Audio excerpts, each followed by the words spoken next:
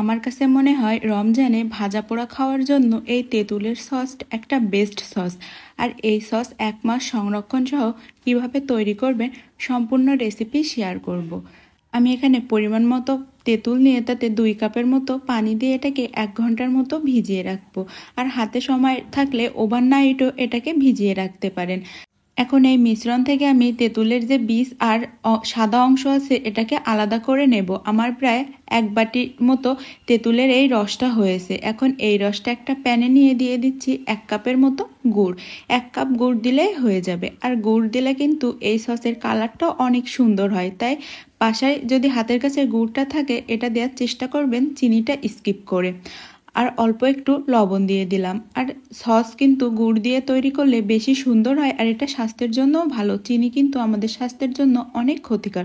এখন ফ্লেভারের জন্য অল্প একটু জিরার গুঁড়া ও চিলি ফ্লেক্স দিয়ে এটাকে অনবরত আমি 8 থেকে 10 মিনিট নাড়তে থাকবো। 8 থেকে 10 মিনিট নাড়তে নাড়তে কিন্তু এটা অনেকটা পরিমাণের ঘন হয়ে আসবে। এখন নামানোর আগে আমি একটু পাঁচফোড়ন বা বাসায় যদি চাট মশলা থাকে এটা দিয়ে নামিয়ে নেব। এই সসে কিন্তু কোনো প্রকার কর্নফ্লাওয়ার বা অন্য কিছু দেওয়ার কোনো প্রয়োজন নেই। আর সসটা আপনি এভাবে ঠান্ডা করে নর্মাল ফ্রিজে 1 থেকে 6 মাস পর্যন্ত ভালো রাখতে পারবেন। আজকে সসের রেসিপিটা কেমন লেগেছে কমেন্ট করে জানাতে কিন্তু একদমই ভুলবেন না। সাথে আমার পেজ ও ইউটিউব চ্যানেলটাকে একটা ফলো ও সাবস্ক্রাইব করে রাখার অনুরোধ রইল।